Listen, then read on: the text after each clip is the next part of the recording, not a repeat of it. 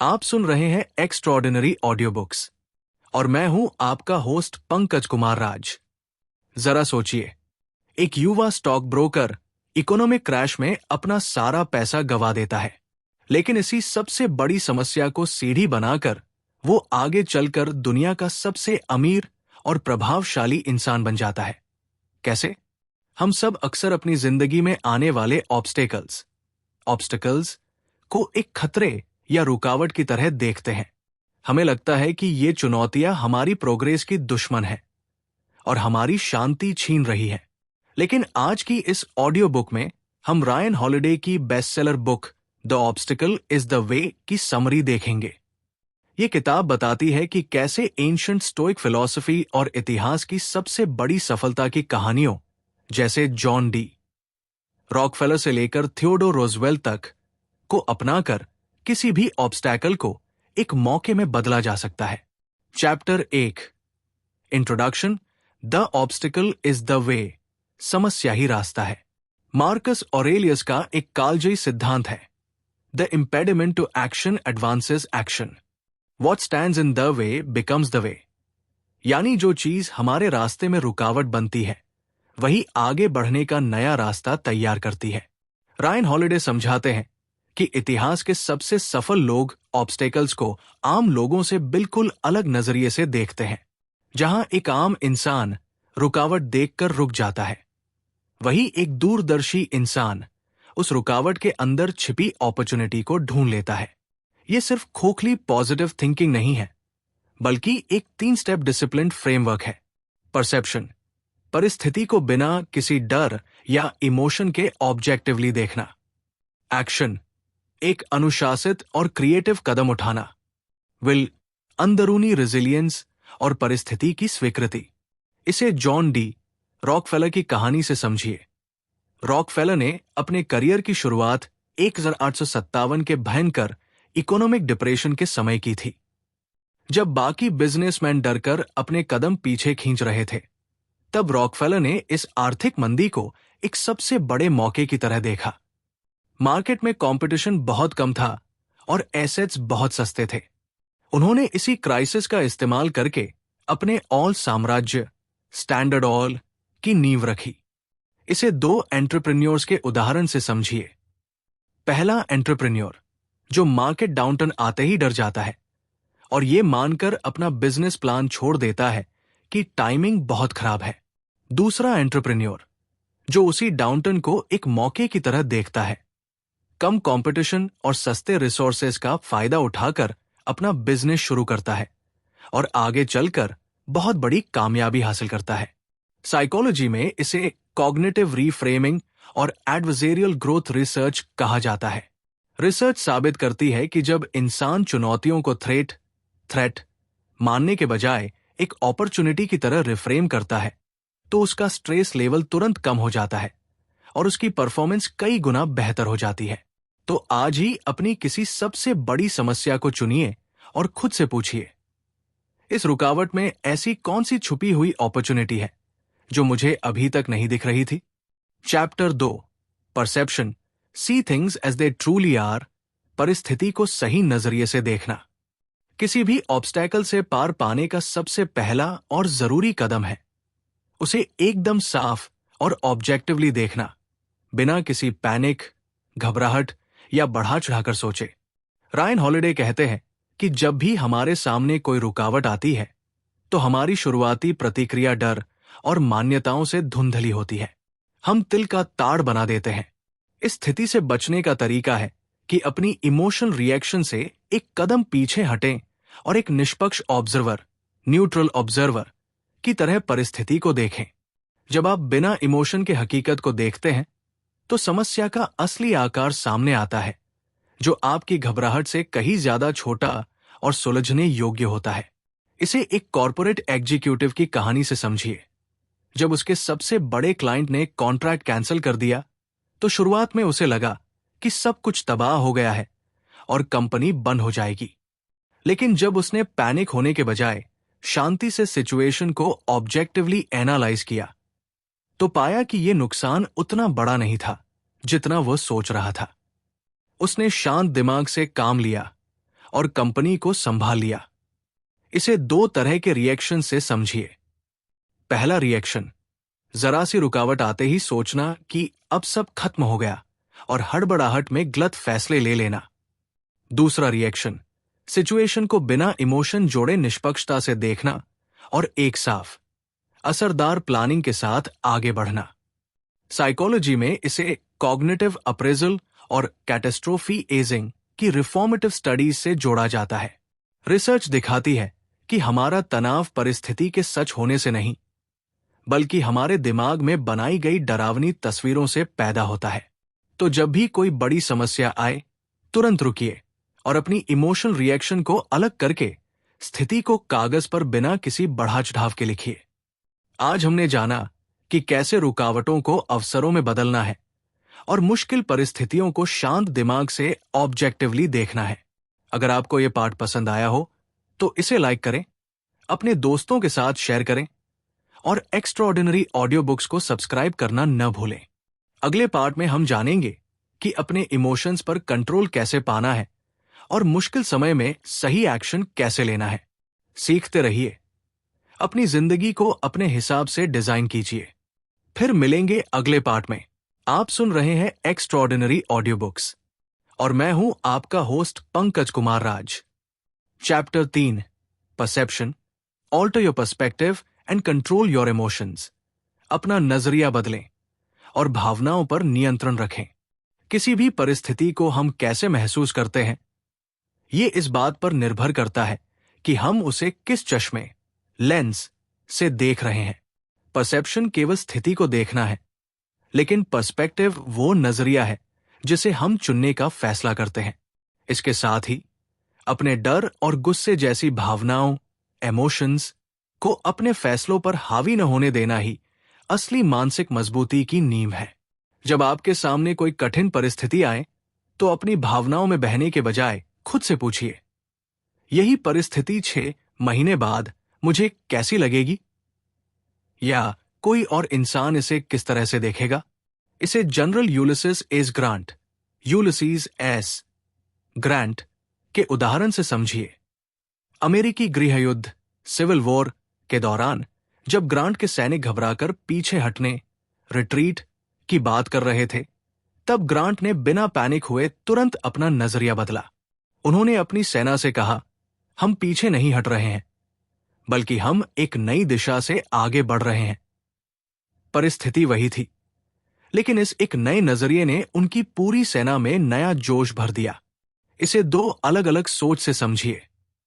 पहला इंसान, जो किसी भी रुकावट को सिर्फ अपनी हार, फेलियर मान लेता है और हिम्मत हारकर बैठ जाता है। दूसरा इंसान, जो उसी रुकावट को एक रिडायरेक्शन, नया रास्ता की तरह देखता है और नए जोश के साथ आगे बढ़ता है। साइकोलॉजी में इसे कॉग्निटिव रीफ्रेमिंग और इमोशनल रेगुलेशन रिसर्च कहा जाता है। रिसर्च साबित करती है कि जब हम किसी समस्या को देखने का अपना नजरिया बदलते हैं और अपनी भावनाओं को नियंत्रित रखते हैं, तो हमारा व्यवहार और उसके नतीजे दोनों ही सकारात्मक हो जाते हैं।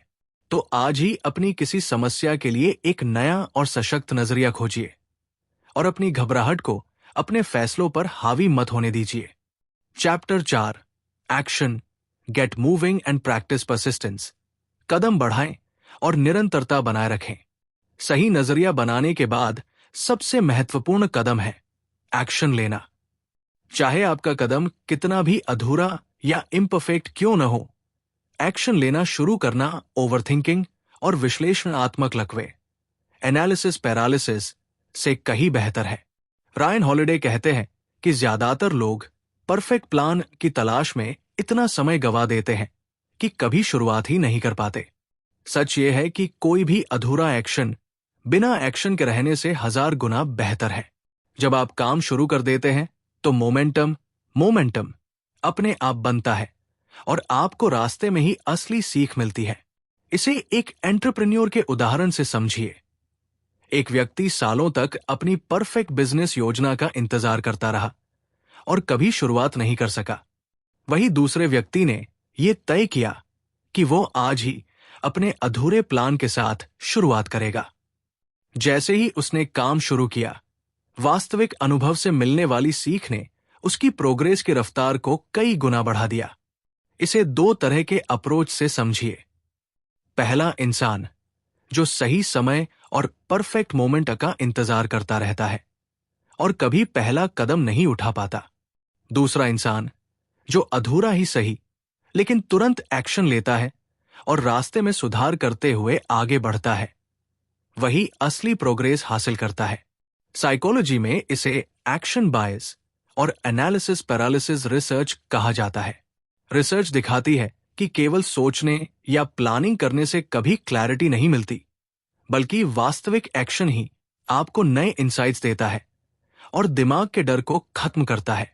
तो अपने उस किसी एक काम को याद कीजिए जिसे आप परफेक्ट प्लान के चक्कर में टाल रहे हैं, और आज ही उसका सबसे छोटा पहला कदम उठाइए। आप सुन रहे हैं एक्स्ट्रॉर्डिनरी ऑडियो बुक्स और मैं हूं आपका host Pankaj Kumar Raj. Chapter 5, action, follow the process.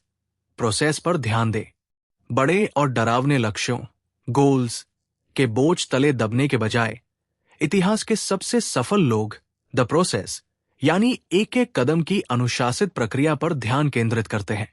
वे अंतिम परिणाम एंड रिजल्ट से परेशान होने के बजाय सिर्फ अपने तात्कालिक काम को सही से करने पर फोकस करते हैं। मशहूर फुटबॉल कोच निक सबन का यह सिद्धांत कहता है कि अपना पूरा ध्यान सिर्फ आज के, अभी के काम पर लगाइए, न कि महीनों दूर की मंजिल पर। जब आप पूरी यात्रा के बजाय सिर्फ अपने अगले सही कदम पर फोकस करते हैं, तो आपकी घबराहट, एंजाइटी खत्म हो जाती है और प्रोग्रेस अपने आप होने लगती है। निक सबन अपनी टीम को हमेशा सिखाते थे, स्कोरबोर्ड या चैंपियनशिप जीतने के बारे में मत सोचो, सिर्फ अपने अगले प्ले को परफेक्ट तरीके से खेलो।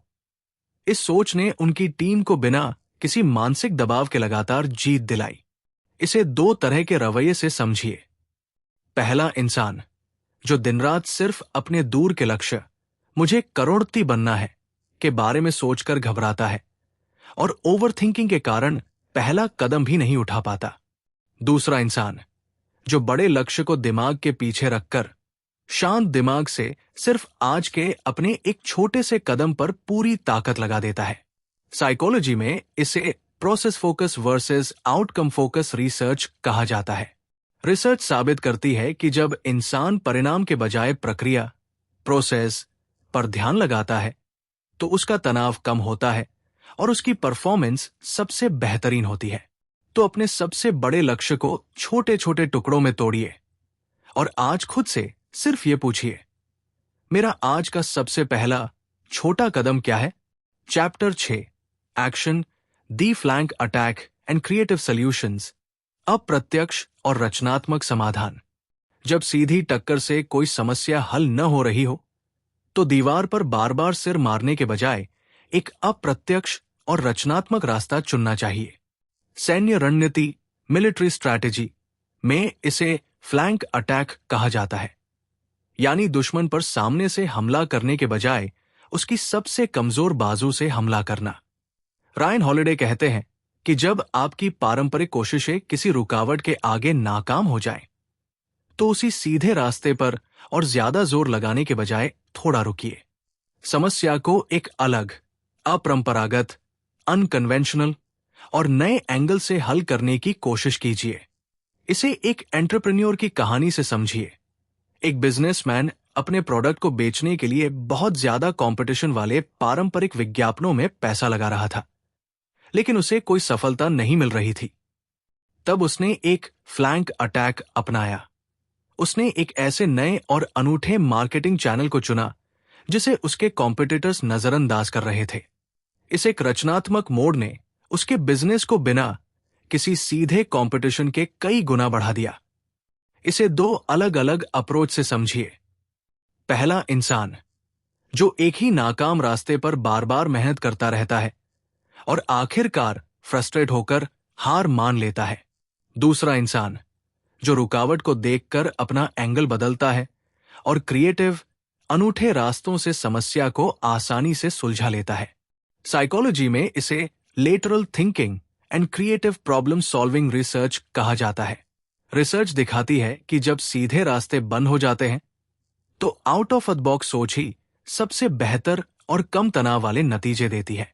तो अगर आपकी कोई समस्या सीधी कोशिशों से नहीं सुलझ रही है तो ठहरिए और सोचिए, इस रुकावट को दूर करने का कोई एकदम अलग अनूठा रास्ता क्या हो सकता है। आप सुन रहे हैं एक्स्ट्रॉर्डिनरी ऑडियो बुक्स और मैं हूं आपका host Pankaj Kumar Raj. Chapter 7, will build your inner Citadel, अपना आंतरिक किला बनाएं। जब सही नजरिया, परसेप्शन और कठिन प्रयास, एक्शन, दोनों भी किसी स्थिति को बदल न पाए, तब इंसान का तीसरा और सबसे अंतिम हथियार काम आता है। विल यानी आपकी अंदरूनी इच्छा शक्ति और चरित्र। जब बाहर सब कुछ बिखर रहा हो तब अपने भीतर एक इनर सिटाडेल, आंतरिक किला बनाना पड़ता है जिसे बाहर का कोई भी तूफान डिगा न सके। रोमन सम्राट मार्कस ऑरेलियस कहते थे कि हर इंसान के पास अपने दिमाग के अंदर एक ऐसा शांतिपूर्ण और मजबूत किला होता है जहां बाहरी अराजकता का कोई असर नहीं पड़ता। जब परिस्थितियां आपके नियंत्रण से पूरी तरह बाहर हो जाएं, तो उस स्थिति को बदलने के बजाय अपने मन के इस आंतरिक किले को मजबूत करना ही असली समझदारी है। इसे विक्टर फ्रैंकल की कहानी से समझिए। मैन सर्च फॉर मीनिंग के लेखक और होलोकॉस्ट सर्वाइवर विक्टर फ्रैंकल ने नात्सी कंसंट्रेशन कैंपों की अमानवीय यातनाओं को झेला। उनके पास कोई बाहरी आजादी नहीं थी, लेकिन उन्होंने अपनी अंदरूनी आजादी को कभी नहीं खोया। उन्होंने साबित किया कि आपसे सब कुछ छीना जा सकता है, लेकिन किसी स्थिति में आप कैसा महसूस करेंगे और क्या प्रतिक्रिया देंगे, ये चुनने की आपकी आंतरिक आजादी कोई नहीं छीन सकता। इसे दो तरह के इंसानों से समझिए। पहला इंसान जो अपनी शांति और खुशी के लिए पूरी तरह बाहरी स्थितियों पर निर्भर रहता है, थोड़ी सी मुसीबत आते ही पूरी तरह अंदर से टूट जाता है। दूसरा इंसान जो अपने भीतर एक इनर सिटाडेल बनाता है, वो कितनी भी बड़ी मुसीबत में क्यों न हो, अपनी गरिमा और आत्मबल को कभी नहीं खोता। साइकोलॉजी में इसे साइकोलॉजिकल रेजिलियंस और इंटरनल लोकस ऑफ कंट्रोल कहा जाता है। रिसर्च बताती है कि जो लोग ये मानते हैं कि उनके विचार और प्रतिक्रियाएं उनके अपने हाथ में हैं, वे सबसे विपरीत परिस्थितियों में भी न केवल जिंदा बचते हैं, बल्कि और ज्यादा मजबूत होकर उभरते हैं। तो आज ही अपने मूल्यों, कोर वैल्यूज को पहचानिए और अपने भीतर एक ऐसा किला बनाइए जिसे दुनिया का कोई भी तूफान हिला न सके। चैप्टर 8, विल अमोर फटी, लविंग एवरीथिंग दैट हैपन्स, अपनी किस्मत से प्यार करें।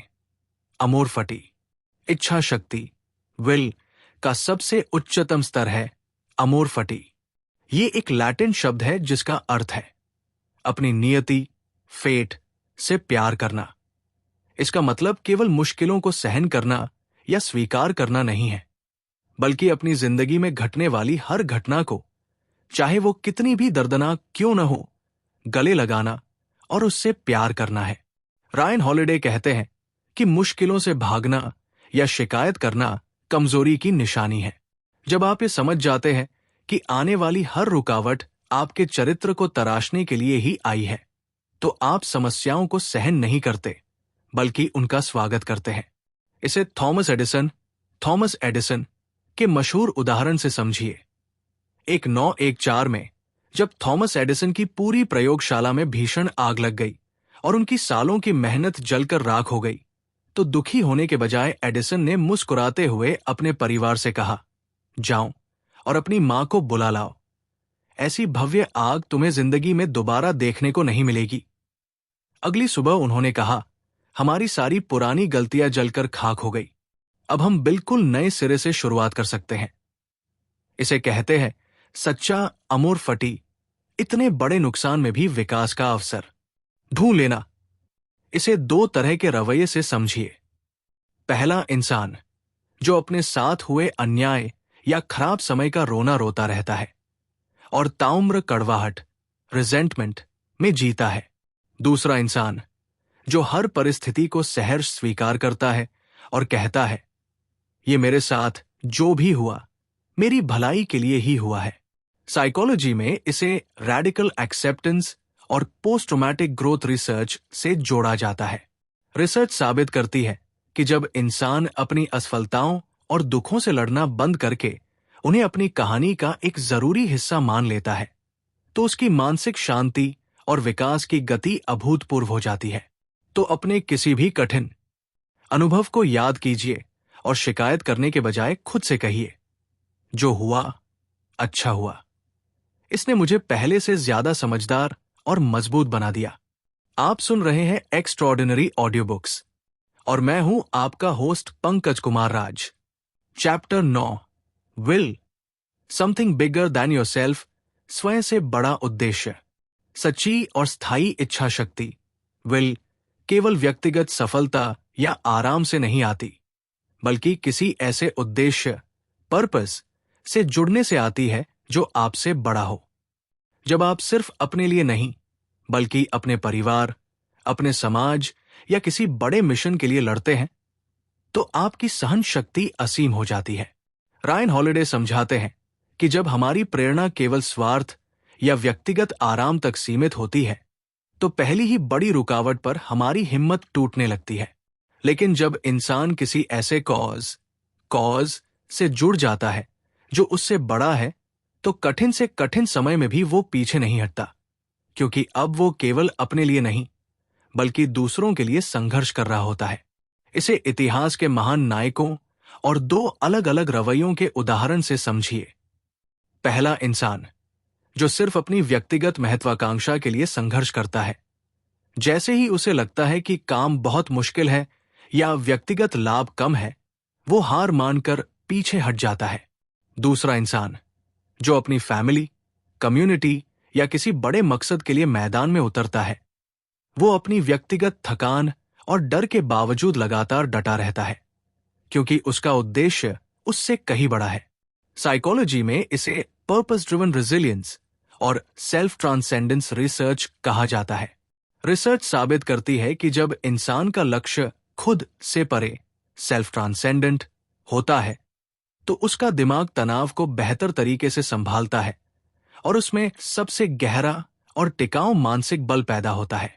तो अपनी आज की सबसे बड़ी चुनौती या लक्ष्य को देखिए और खुद से पूछिए, ये संघर्ष मेरे अलावा और किसकी जिंदगी को बेहतर बना सकता है? अपने लक्ष्य को इस बड़े उद्देश्य से जोड़िए और अपनी इच्छा शक्ति को कई गुना बढ़ाइए। फुल समरी आउट्रो, संक्षिप्त सारांश और निष्कर्ष। आइए एक बार पूरी किताब के सभी 9 अध्यायों के मुख्य सार को दोहराते हैं। 1. इंट्रोडक्शन, हर ऑब्स्टैकल एक अवसर में बदल सकता है, सही परसेप्शन, एक्शन और विल के जरिए। 2. See things as they truly are, समस्याओं को पैनिक या डर के बिना निष्पक्षता से देखना सीखें। 3. ऑल्टर योर पर्सपेक्टिव, नजरिया आपकी अपनी पसंद है, अपनी भावनाओं को फैसलों पर हावी न होने दें। 4. गेट मूविंग प्रैक्टिस परसिस्टेंस, अधूरा एक्शन भी बिना एक्शन के रहने से 1000 गुना बेहतर है। 5. फॉलो द प्रोसेस, दूर की मंजिल से घबराने के बजाय सिर्फ अपने अगले सही कदम पर फोकस करें। 6. दी फ्लैंक अटैक, जब सीधा रास्ता बंद हो तो रचनात्मक और अनूठे, अनकन्वेंशनल समाधान खोजें। 7. बिल्ड योर इनर सिटाडेल, अपने भीतर एक ऐसा अभेद्य आंतरिक किला बनाएं जिसे बाहरी तूफान हिला न सके। 8. अमोर फटी, मुश्किलों से केवल लड़े या उन्हें सहे नहीं, बल्कि अपनी नियति को गले लगाएं और उससे प्रेम करें। 9. समथिंग बिगर देन योरसेल्फ, खुद से बड़ा उद्देश्य ही आपको सबसे अटूट और स्थायी इच्छा शक्ति देता है। किताब की सबसे बड़ी सीख, कोर टेकअवे, रुकावटें हमारी दुश्मन नहीं है। जब हम उन्हें सही नजरिए, परसेप्शन, अनुशासित कदम, एक्शन और अटूट इच्छा शक्ति, विल के साथ अप्रोच करते हैं, तो वही रुकावटें हमारी सबसे बड़ी शिक्षक और सफलता का मार्ग बन जाती है। अगर आपको दी ऑब्स्टिकल इज दी वे की ये ऑडियो बुक समरी पसंद आई हो, तो इसे लाइक करें, अपने उन दोस्तों के साथ शेयर करें जो अपनी लाइफ की चुनौतियों से जूझ रहे हैं, और एक्स्ट्राऑर्डिनरी ऑडियो बुक्स को सब्सक्राइब करना न भूलें, ताकि आपको रोज ऐसी ही लाइफ चेंजिंग समरीज मिलती रहें। याद रखिए, जो आपके रास्ते में खड़ा है वही आपका रास्ता बन सकता है। आज ही अपनी सबसे बड़ी समस्या को उठाइए और इसे परसेप्शन, एक्शन और विल के साथ एक नए मौके में बदल दीजिए। सीखते रहिए, आगे बढ़ते रहिए। मैं हूं आपका होस्ट पंकज कुमार राज। फिर मिलेंगे अगली शानदार ऑडियो बुक में।